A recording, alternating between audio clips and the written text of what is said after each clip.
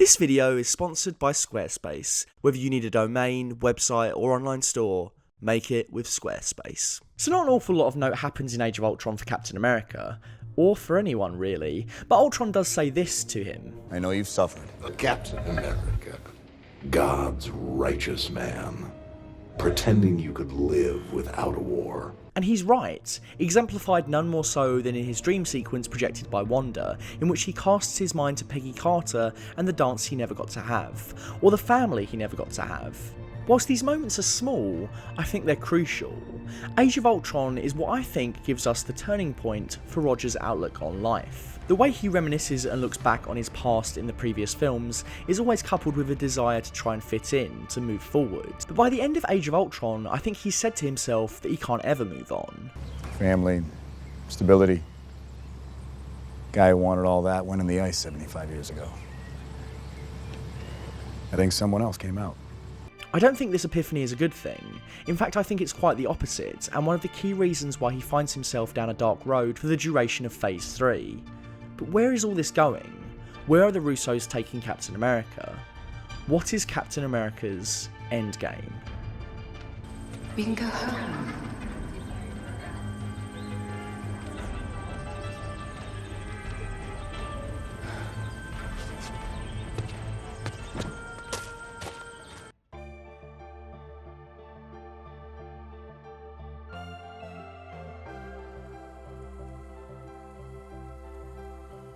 Civil War is the single most important movie in the MCU for both Steve Rogers and Tony Stark. My work on Iron Man that came out last September was criticised by a few people as being too Cap focused, and I do understand that, but I think that A, comparing the two is a great way to point out the strengths and flaws in both characters, and B, Tony Stark is one of the most important characters in Steve's story. So it seems only fair to talk about him when discussing Captain America's journey, particularly in Civil War. Whilst the MCU isn't really about trilogies, it feels right that the Starks play a huge role in both of Steve Rogers' solo bookends. In the first Avenger, Howard Stark is instrumental in the creation of Captain America, and Steve's heroism helps to shape the man that Howard becomes, and inspires him to co-create S.H.I.E.L.D. years later. In the modern day, Tony's relationship to his father has always been difficult. He spent the longest time feeling unloved and unappreciated, so to see a man standing in front of him who embodies everything his father admires, who is in many ways the opposite of Tony, only reinforces his disdain for his father and the tension between them. I only knew him when he was young and single. Oh, really? You two knew each other? He never mentioned that. Maybe only 1,000 times. God, I hated you. Tony Stark wishes he was more like Steve Rogers, which is ironic because Steve clearly thinks Tony's efforts to save the world go above and beyond anything he could ever do. Earth just lost your best defender. So we're here to fight. Cap being against government sanctions like the Accords is always a sticking point for people unfamiliar with the character. He is called Captain America after all. But I think this is a perfect example of why the character is so interesting. He's not a direct translation of America. He doesn't adhere to American standards and laws at any given time, and certainly doesn't change his moral code to fit any current political ideals if he doesn't agree with them. The decision to wear the flag was born out of a need to galvanise the American people during wartime and to inspire hope. Even years later, Cap's iconography is about continuing to inspire that same hope. He's not really wearing a flag. I have seen the future, Captain. There are no flags. To paraphrase another excellent superhero movie, a king fights for his nation, but Captain America fights for everyone. There's a lot of fun to be had in Civil War. Seeing Cap go toe-to-toe with Black Panther or Spider-Man is a fanboy dream come true. In particular, seeing Peter earn the respect of Steve, who in turn recognises his age and his somewhat narrow stance on the Accords means he shouldn't go too hard on him. It's a neat little exchange. You got hard, kid. Where you from? Queens? Brooklyn. I would have loved to see more of Cap and Spider-Man together in the MCU, but as it stands, I'm glad we got this. There's tons of spectacle across its runtime, but if the movie hinged on the airport scene and its assortment of set pieces alone, I doubt it would still be remembered today. What made Civil War an essential chapter in the MCU is the third act, which sees both Steve and Tony faced with a morbid truth. It's their most important movie to date, because over the course of the narrative both men are shown their worst selves, and they realise how far they are willing to go into darkness. In much the same way the Russos broke down Thor before, Steve Rogers loses plenty across Civil War. His trust in authority was already shattered in the Winter Soldier, so it's no wonder he would see the Accords as nothing more than an opportunity for immoral men with agendas for another Alexander Pierce to take control of them. He loses Peggy at the start of the movie, just as it seems that forces out of his control are going to take Bucky away too. He loses one of two umbilical cords to his old life, thus making him determined not to lose the other. We see early on in the narrative that he is willing to break the law to keep Bucky safe, an early indicator of the lengths he will later go to. As Steve uncovers a plot by Zemo to unleash a team of super soldiers upon the world, he and Bucky travel to an old abandoned Hydra outpost to stop him. Joined by Iron Man, it seems the trio might briefly put aside their differences to stop a common enemy, but as it turns out, Zemo has them right where he wanted them. He almost certainly didn't plan for events to go quite this smoothly, but it stands to reason that his endgame was always for Tony to see the truth. What is this? Sergeant Barnes. Howard. Bucky, or should I say the Winter Soldier, killed his parents. Whenever anyone complains that the MCU isn't dark enough, I wonder if they had their eyes shut for the duration of this scene. It's a critical moment for Tony, but it also reveals to the audience who Steve Rogers really is. Did you know? I didn't know it was him. Shouldn't. I just did you know? Yes. Steve Rogers is willing to risk his friendship, his reputation, and all the good work of the Avengers on one simple lie. But why? This lie right here is the epicenter of Steve Rogers' arc.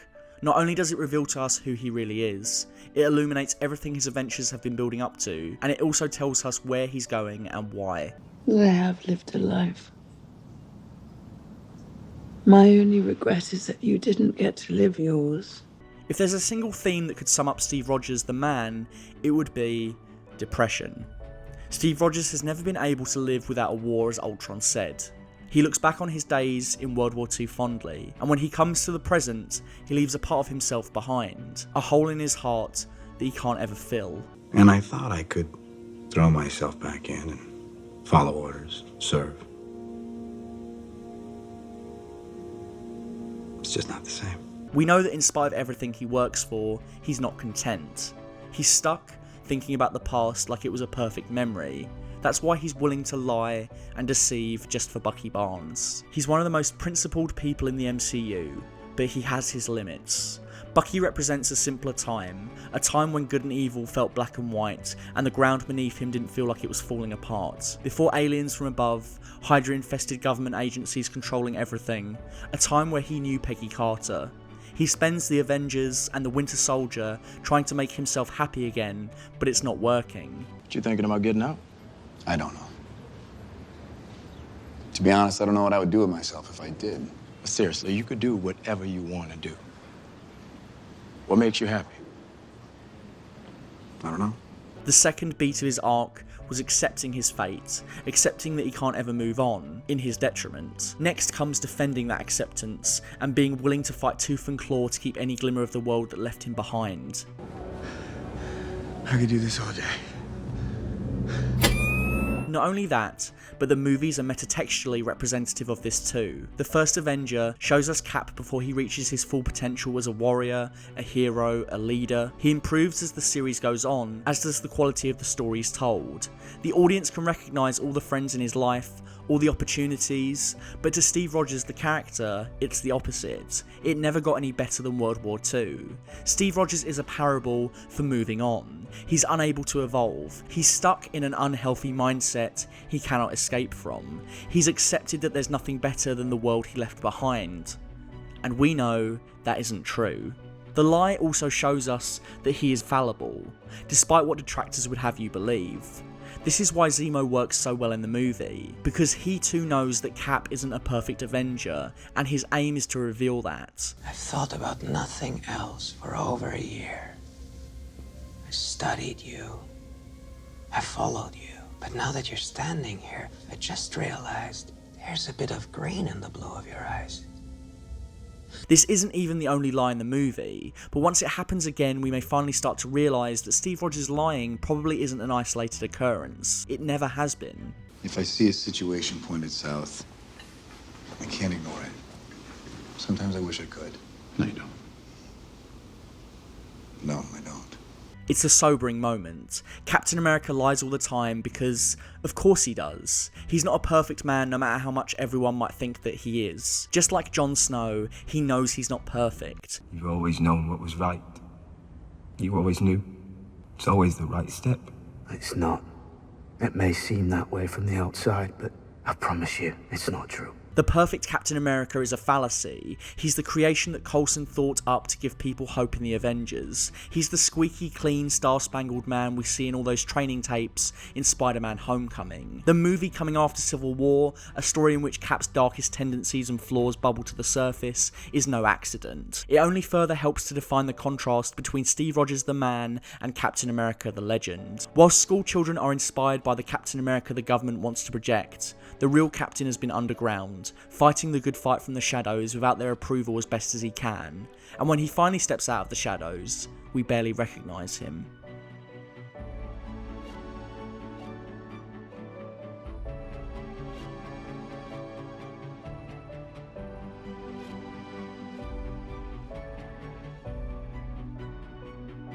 Even though he's used sparingly throughout Avengers Infinity War, near enough every moment is key to understanding how Cap has transformed in a post-Civil War world.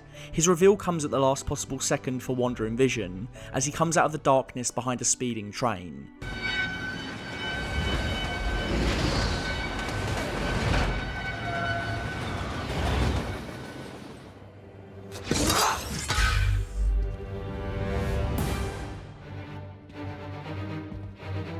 After seeing the awesome might of Corvus Glaive and Proxima Midnight, the most powerful Avengers find themselves backed into a corner, bloodied and battle-weary, only for the Captain to emerge to save them.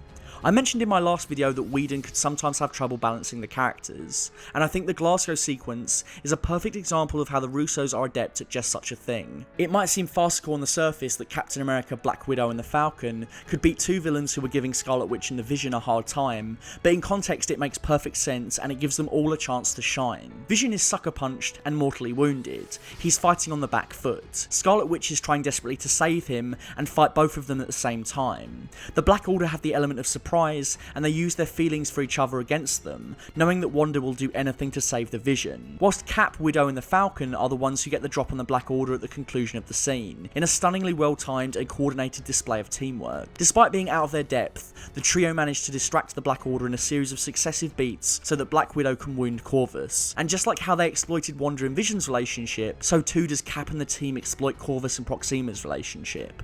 Get up. Again. We don't want to kill you, but we will.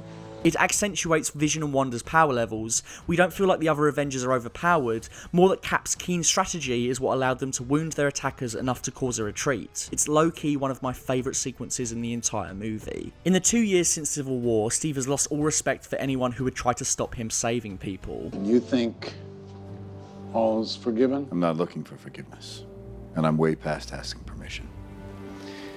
And if you want to stand in our way, we'll fight you too. This stance is the culmination of every time he challenged authority, every time he waited patiently for others to figure out what was best, only to see it all fall down. He's gone from a symbol of hope to a hunted insurgent, but it's also good to see that even a tortured, broken Cap still insists on upholding his values even in the face of Armageddon. Eliminating the stone is the only way to be certain that Thanos can't get it. Thanos threatens half the universe.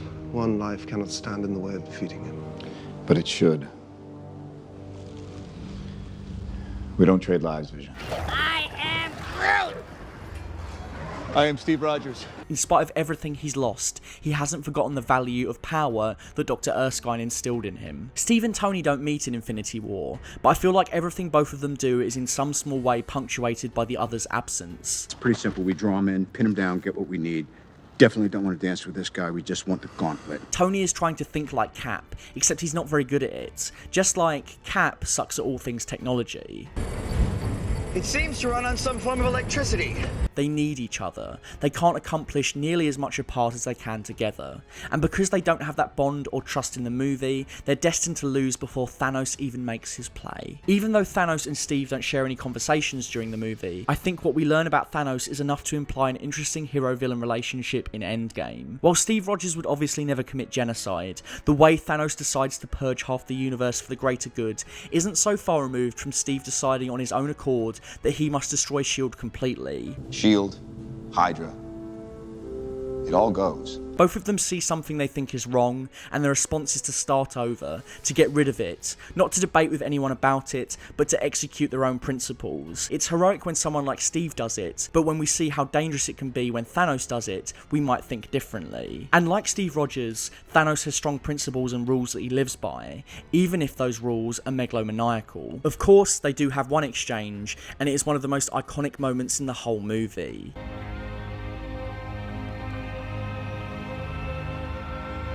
Even in a movie where Cap is merely a supporting player, we can encapsulate everything about the character in this singular moment. Just like when he took on Loki or Ultron, Steve Rogers isn't a match for Thanos, but that will never stop him from trying. He will do whatever it takes to try and stop him with every fibre of his being. Seeing Thanos almost confused at how an Earthman could halt him even for a second is so satisfying to watch. When the snap finally occurs, Steve loses the one thing that he was willing to destroy the Avengers over. So all of that was in vain. And the man who once insisted there was only one God when faced with two ends the movie on a key line.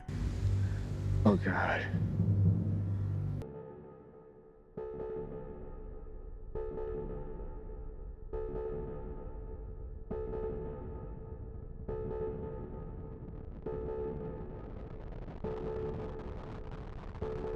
And now we arrive at the Endgame. Everything we've seen from Steve Rogers' story has been leading to this. Everything for every member of the original Avengers has been leading to this.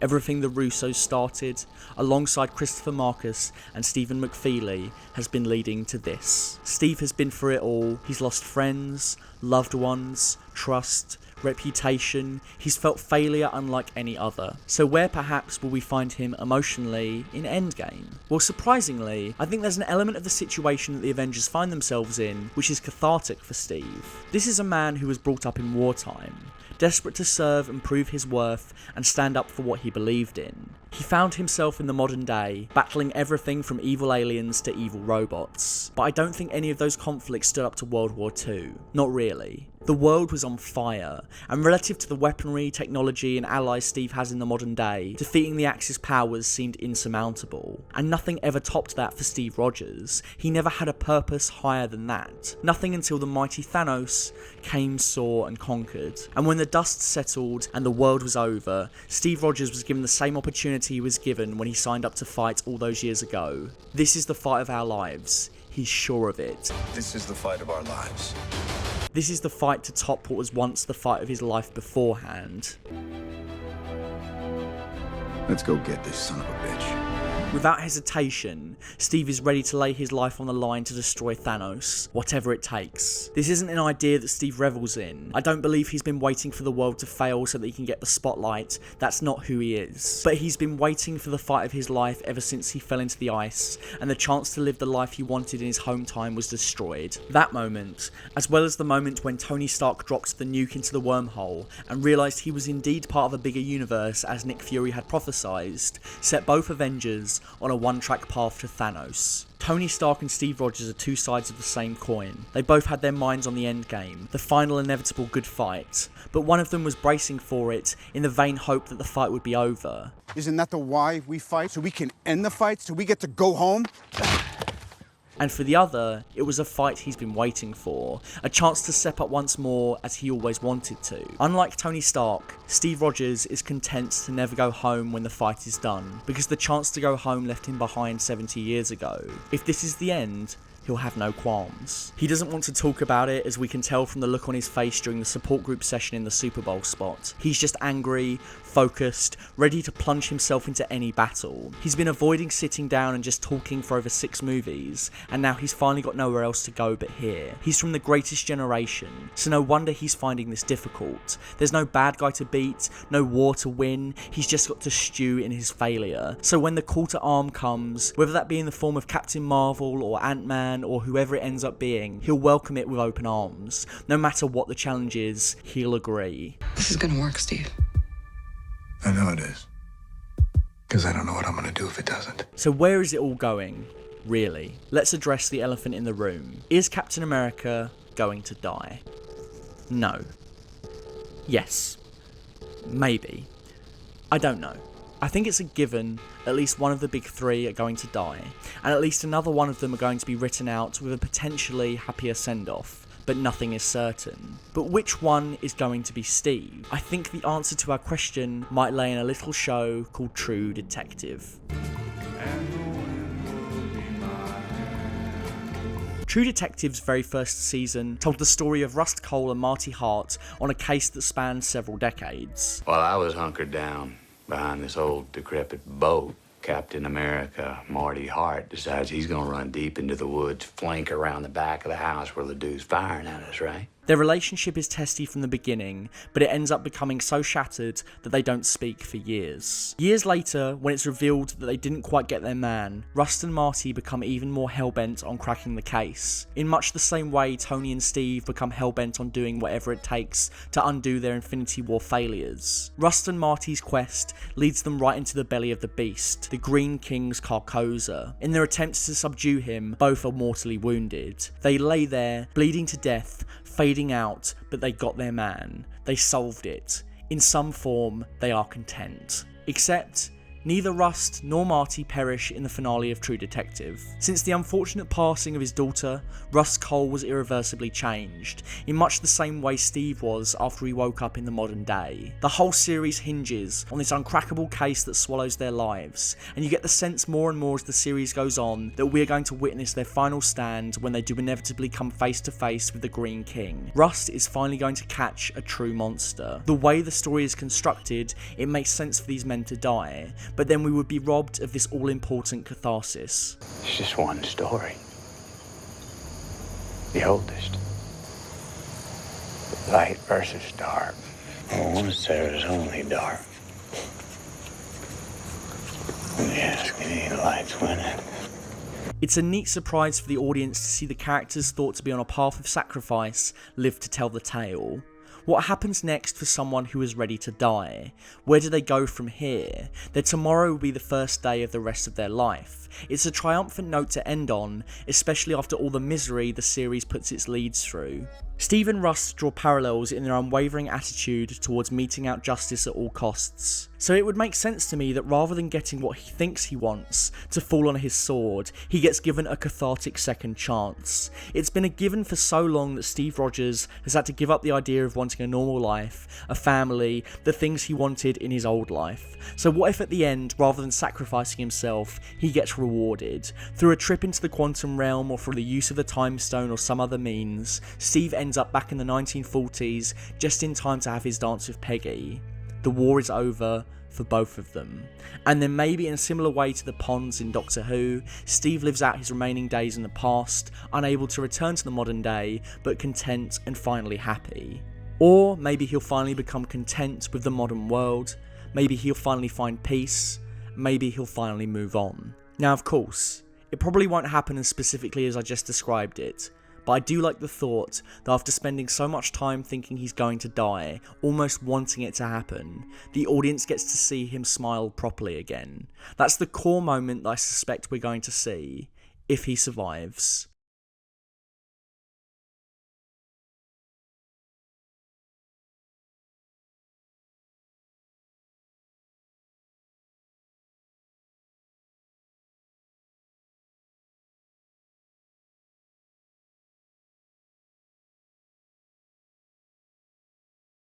But here's the thing. We could speculate all the livelong day about what might happen in Endgame, and honestly, it doesn't matter. There's nothing that I could come up with that I would want to see more than what the team at Marvel are going to give us. There's nothing I could predict about whether Cap and the others might live or die, what the end of their stories will be, or where they might be going next if that is indeed a possibility. And honestly, I don't want to think about all of that too much. I have faith that the directors, the writers, the actors, and everyone involved in the final chapter of the Infinity Saga are going to give it their all and make the best film possible. It's been just as much of a journey for the filmmakers as the characters themselves. To witness Feige go from being under the wing of Avi Arad on Raimi's Holy Trilogy to seeing him head up the MCU, to see Christopher Marcus and Stephen McFeely land the first Avenger off the back of their Narnia movies, to see the Russos go from playing with community college paintballs to orchestrating a cosmic superhero epic. It's brilliant to see. I grew up on superhero movies, and I never thought we'd even come close to seeing anything like the comics I loved, where one hero would pop up in another's adventure. I never dreamed I would see anything even close to Infinity War. For the longest time, games like Marvel Ultimate Alliance felt like the closest thing we were ever going to get to a superhero adaptation of that scale. It seems like 1,000 years ago since I first watched Iron Man.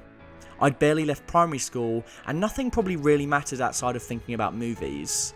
This cinematic universe has grown and evolved as I've grown up. I've forged relationships with some of my best friends through these movies. I found a creative outlet through talking about these movies, to which I am eternally grateful to you all for watching. I can pinpoint releases that I loved, to my last days at school, my first days at university, getting my first proper job, moving out, trying to be an adult. And in spite of all of that, I still get giddy when a new trailer for one of these things drops, because they've earned it. They've earned my trust. They've delivered time and time again. I don't believe this movie is going to be bad, not because I'll watch it and ignore any inevitable flaws or nitpicks or problems, but because I've enjoyed so much of it, so much of the journeys between these characters and the places it's taken them, and I'm ready to sit in the movie theatre one more time with my friends and witness the last time all of these characters will be represented on the screen in this iteration. The MCU will go on, of course, but this cosmic finale is the end of the MCU as I came to know it, and I can't wait to see what happens. The MCU as we know it may be coming to an end, but when you sign up for Squarespace, your journey to building a beautiful professional website is only just beginning. Whether you want to start from scratch, transfer a domain, or start selling merchandise, Squarespace offers something for everyone. There's nothing to install because everything is all on one platform, and the interface is highly intuitive, meaning you don't really need to know much about web design to get started. It's never been easier to create and host a website, but if you're ever in trouble, Squarespace provides award-winning 24/7 customer support. You can literally just start working on your website straight away, and if you're stuck for inspiration, there's a vast range of templates, which means it's easy to create a strong online presence quickly. And unlike Thanos collecting the Soul Stone, it doesn't really cost that much, as we can get you a 10% discount, the details of which are in the description. Just head over to squarespace.com for a free trial, and when you've set everything up, go to squarespace.com/fullfat to save 10% off your first purchase. And of course remember, stay milky.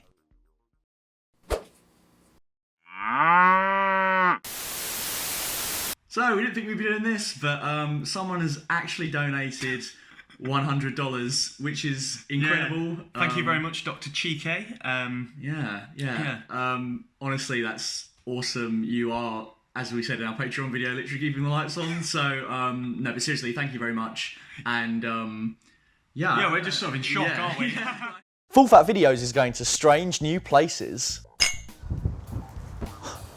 Full Fat Videos just got upgraded, and along with that, we're upgrading our Patreon with new tiers and rewards just for you. We don't unfortunately monetize most of the videos on the channel because it has copyrighted content, so something like Patreon could really help us make Full Fat Videos self-sustaining, and it'll allow us to make better videos and better content for you. For just $1 a month, you'd be helping us out a great deal already, which is why we thank you at the end of every video. Not to mention you'd get exclusive access to Full Fat Milk Posting, a Facebook group where you can talk to us about movies, TV and games, as well as some memes. We like a bit of memes. For $3, you'll get access to everything from the previous tiers, but you'll also get the chance to watch our videos one day early, as well as get access to exclusive scripts and bloopers. For just $5 a month, you'll get access to everything from all the other tiers, as well as exclusive access to ask the questions for our monthly Q&As. And that's not all. For just $10, you'll get access to all of the above, as well as an exclusive commentary track picked by you. For $100, I mean, you'd be keeping the lights on, so we'd really appreciate it, and we'd probably thank you at the end of every video on camera. You'd be really helping us in any way, shape or form if you could consider contributing to our Patreon.